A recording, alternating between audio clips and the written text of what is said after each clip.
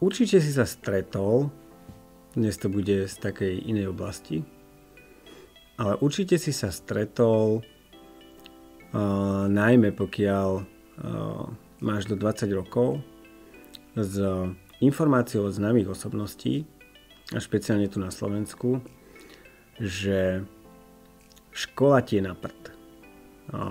Všímam si to, že čoraz viac rezonuje táto téma hlavne od ľudí, ktorí ku škole nemali vôbec žiaden vzťah, čo je samozrejme pochopiteľné k tomu veku, v ktorom v tej dobe boli.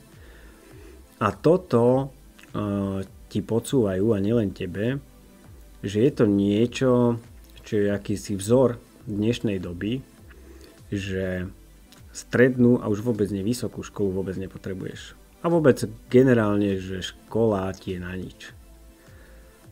Tu si dovolím plnohodnotne nesúhlasiť. I napriek tomu, že možno, že ťa tá škola nebaví, i napriek tomu, že možno sa zamýšľaš nad tým, že tie informácie, ktoré dostávaš, nie sú také, ako by si možno predstavoval, alebo aké by si chcel. A tu ťa chcem podporiť, že nezúfaj a snaž sa dokončiť tú školu, ktorú momentálne navštevuješ, ten stupeň, na ktorom momentálne si, a nezúfaj a vôbec nepochybuj o tom, že či si tam správne alebo nie. Poviem ti aj prečo.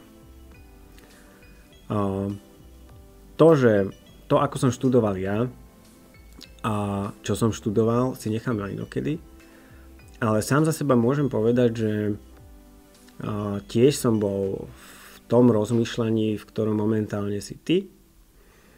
Tiež som rozmýšľal viackrát tú školu skipnúť alebo sa jej nejakým spôsobom vyhnúť a vôbec som nerozumel tomu, čo za tým je. Je iné študovať školu alebo navštevovať strednú školu, iné je navštevovať vysokú školu povedzme v 18, iné je si robiť vysokú školu neskôr. O tomto by som veľmi rád natočil určite jedno, možno aj viacej videí.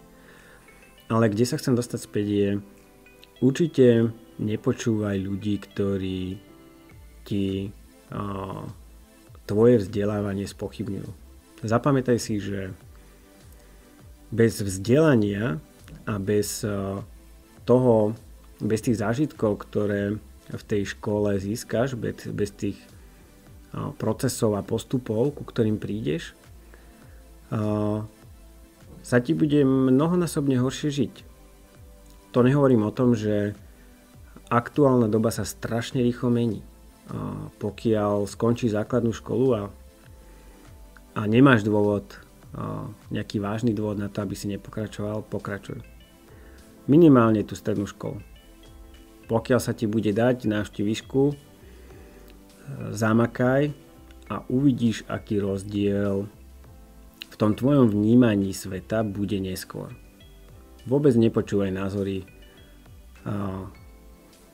slávnych celebrít, ktoré spochybňujú školu ako takú.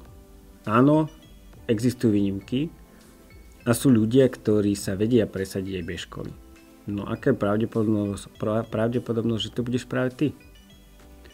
V mojom prípade to tak nefungovalo. Aj za mojej éry za mojej mladej éry boli takéto ohlasy. Ale môžem to konštatovať s odstupom času, že to boli naozaj iba plané reči. A to isté vnímam aj teraz.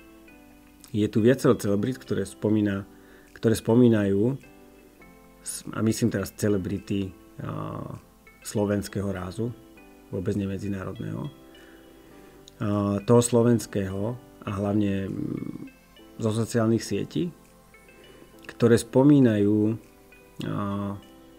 že školu vôbec nepotrebuješ. Vôbec to tak nie je. Nikdy nevieš, čo v tej škole získaš, nikdy nevieš, koho v tej škole stretneš a navyše takýto človek, ktorý ti toto povie, nepochopil vôbec úrovne vzdelávania a to, o čom vzdelávanie je. Ja môžem konštatovať sám za seba, že áno, doba sociálnych sietí je dneska veľmi jednoduchá. Video môžeš začať vytvárať aj z balkóna, keď to úplne preženiem.